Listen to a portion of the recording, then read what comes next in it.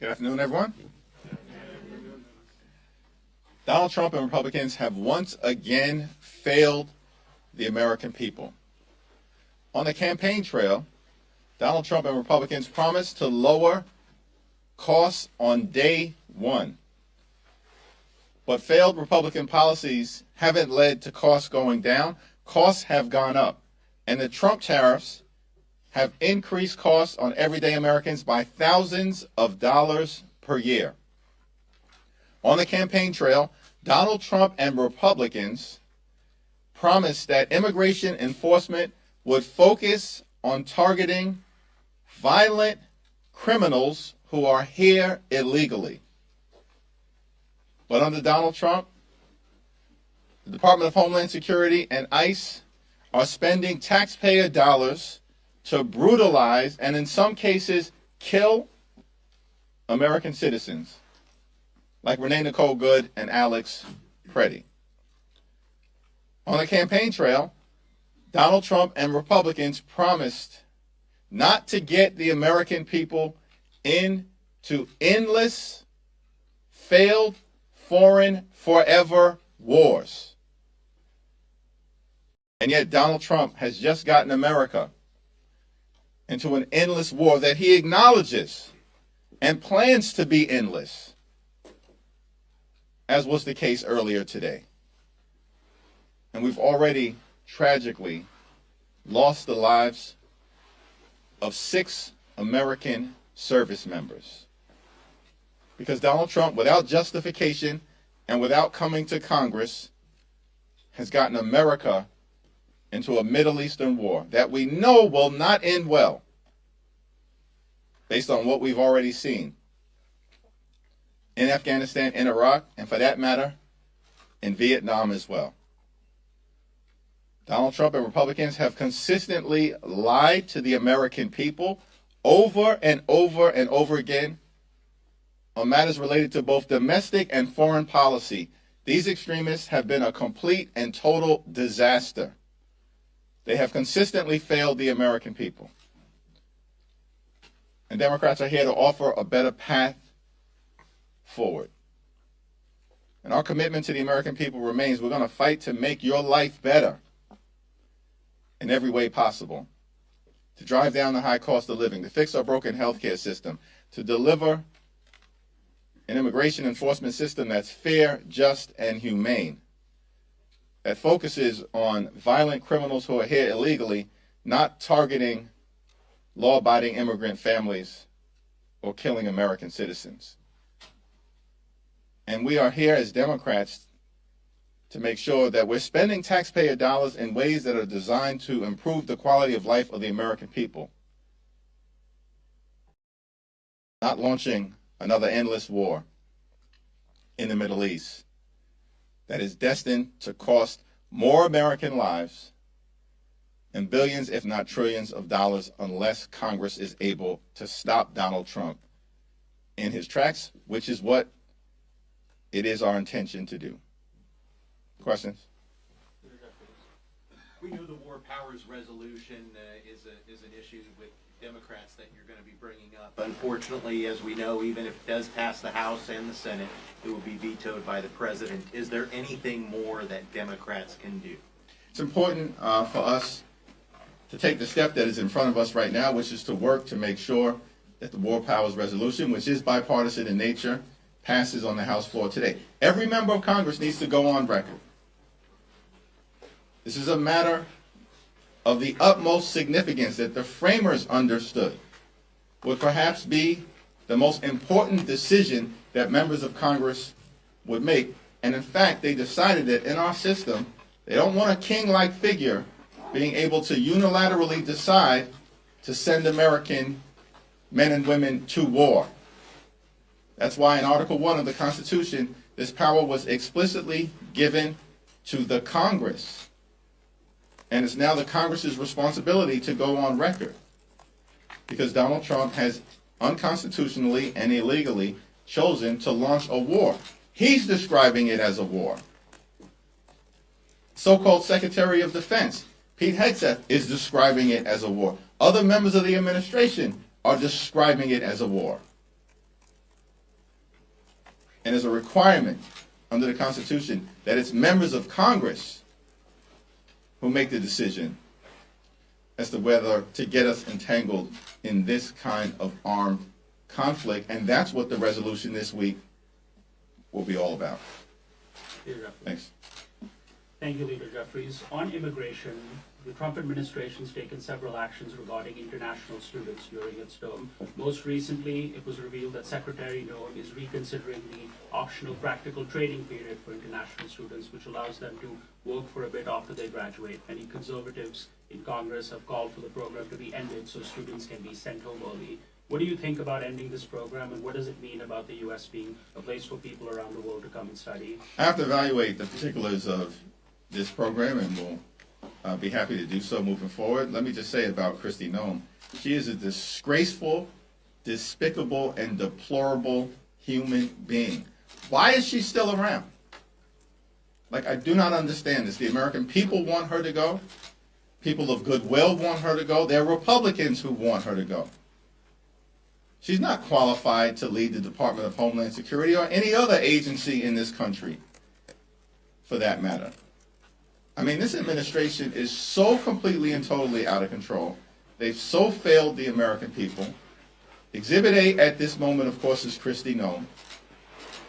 How disgusting is it that she could not even apologize to the families of Renee Nicole Good and Alex Preddy when given the opportunity to do so in their presence for slandering those two American citizens and calling them domestic terrorists when she knew better than that. So one, I don't have any confidence in anything that Kristi Noem stands behind, but I'm happy to look at the particulars of this program. Thanks. Thank you, Mr. Leader. Speaker Johnson said yesterday that in the Gang of Eight briefing yesterday that the possibility of supplemental for the conflict came up. Can you confirm that did come up during the discussion, and where do House Democrats stand on the possibility of additional funding for this conflict going on, since we don't know how long it could go on? Yeah, there was some reference made to it, but the nerve of these extremists to want to raise the possibility of coming to Congress for supplemental funding related to a war that we haven't even authorized yet. And so we're not there. What's in front of us right now is the War Powers Resolution that House Democrats will strongly support. And what is also clear is that the American people are strongly opposed to the actions that Donald Trump have taken in the Middle East. Because the president, as candidate, promised not to get us involved in an endless war. Why are we spending taxpayer dollars, billions of dollars, to bomb Iran as part of some regime change effort that the American people want no part of at this point in time, as opposed to actually driving down the high cost of living, lowering the cost of groceries, health care, housing, child care, and electricity bills, which the American people are suffering under the crushing weight of right now because of Donald Trump's policies. We should be spending taxpayer dollars to drive down the high cost of living, not funding Donald Trump's unlawful, unauthorized, and unconstitutional endless war, to use his terms, in the Middle East. Yeah, it looks like there is now an alternate War Powers resolution. Are you going to encourage people to support both, one over another? What is your thinking on that? Haven't seen the alternate War Powers resolution. Right now our focus is on the resolution that will be on the floor this week. Okay. But there's a few House Democrats who are saying they might not actually support the War Powers resolution. What are you telling those folks to try to get them on board? We'll have a conversation as a caucus tomorrow in the aftermath of the secure briefing that takes place this evening, but before the debate that occurs on Wednesday, and of course the ultimate vote on Thursday. We'll continue to make the strongest possible case. There is going to be very strong Democratic support for the War Powers resolution across the ideological spectrum. That I can guarantee you. And there may be a handful of members who have still not made a decision and want to participate in the secure briefing before they come to a final conclusion. Here's the thing. Having been briefed now, not once but twice, there is no evidence that has been presented to us that the United States was under threat of imminent attack from Iran. Zero evidence of that. In fact, many members of the administration have actually publicly now admitted that.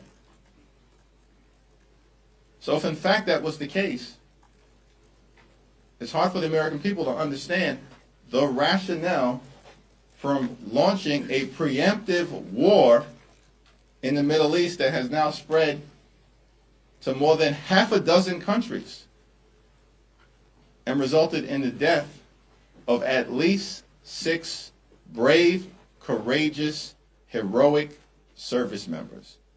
That's unacceptable. And we'll continue to have conversations as we move forward over the next few days, particularly in the aftermath of the administration's briefing. Thanks. Thank you, Leader Jeffries. Republicans are using the Iran operation as justification to put this DHS funding bill on the floor again this week. They've argued essentially that the resulting heightened threat level in the U.S. Means that the DHS shutdown needs to end. What are Democrats' response to that strategy? Donald Trump launches an unauthorized war in the Middle East. He characterizes it as endless.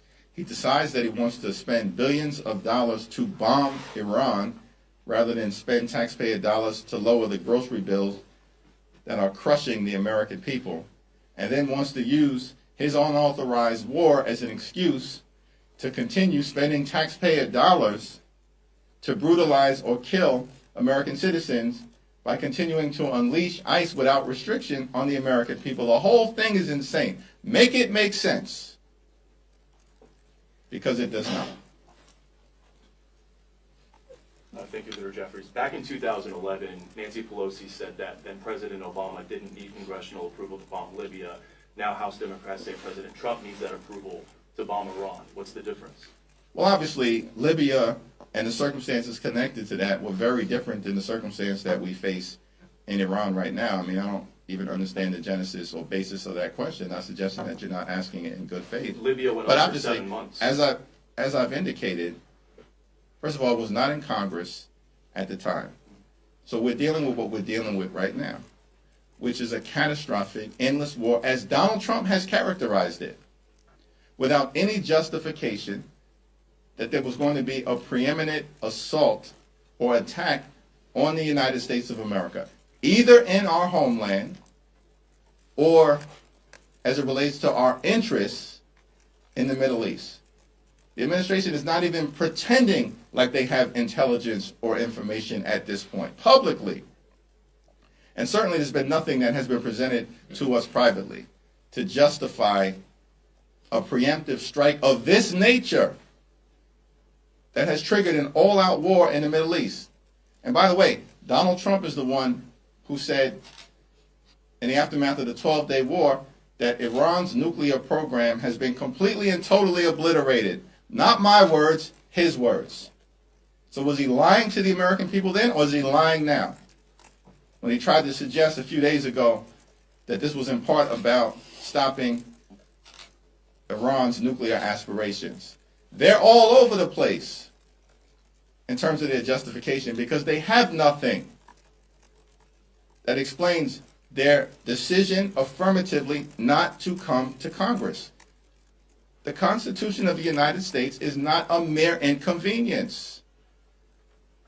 It's an absolute necessity when it comes to the things that have been spelled out quite clearly by the framers of the Constitution. What happened to Republicans being so-called originalists? Was that all a lie as well? Because under this president, my Republican colleagues who continue to act like nothing more than reckless rubber stamps for Donald Trump's extreme agenda, ignore his behavior, this wannabe king, when it comes to trying to strip away congressional power as it relates to the appropriations, strip away congressional power as it relates to tariffs, and strip away congressional power as it relates to the declaration of war. The Constitution is not ambiguous about all of these things, and yet we see Republicans continuing to bend the knee to their wannabe king. That's not us, and it will never be. Thank you all. Thank you, sir.